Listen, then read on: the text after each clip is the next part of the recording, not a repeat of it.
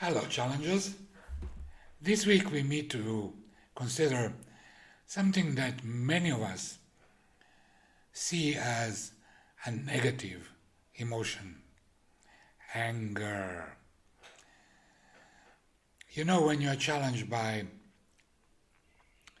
a serious situation in life, including the illness that might not be of the nature that you can beat it, but it can be any other challenge.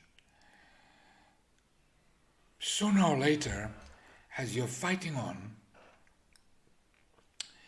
and as the time is passing, you notice that people around you have it much easier.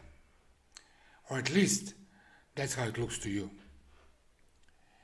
And slowly, without you noticing, your responses to people get shorter, your reactions get a bit colder, and you don't even realize that anger is filling up your emotions and taking over your communication. Now, one can argue that anger is justified and that it's not a negative emotion. And I agree with both this.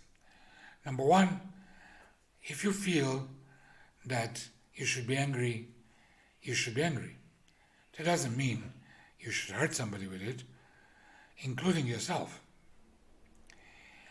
And also, if you feel it's a negative emotion, it is.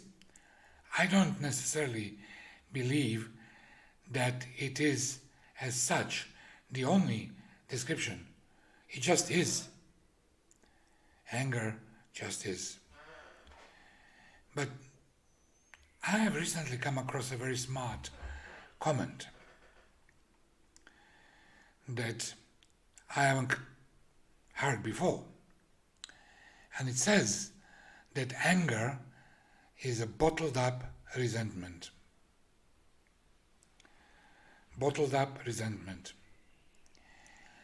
And that the reason that we get angry, not on an impulse, not explosive, but deeply angry with our challenge, is because inside we have not admitted that we resent the situation we are in. We don't believe we deserve this. We don't believe it's right. Maybe we believe it's cruel. Maybe it's too much effort, too much energy, too much money, too much pain. Maybe just too much struggle. And even though nothing we do is a foreign to men or women, somehow the accumulation can make us feel that it's not fair. And the same can be in any life situation. And from starting to believe that it's not fair, we believed that we deserve better. And we start resenting the situation. We resent ourselves, maybe people around us, the situation, maybe God. We start feeling that just simply this is not acceptable. But because we know that this on its own is not reality, we bottle it up. As we bottle it up, that poison now matures inside this bottle called our soul. And this poison ferments. And slowly, anger sips out of our soul into our heart and into our mind until it speaks through our mouth and speaks through our action.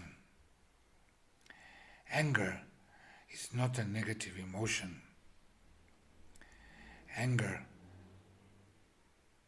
is an outcome of fermenting negative thoughts about what we are entitled to and what we are not.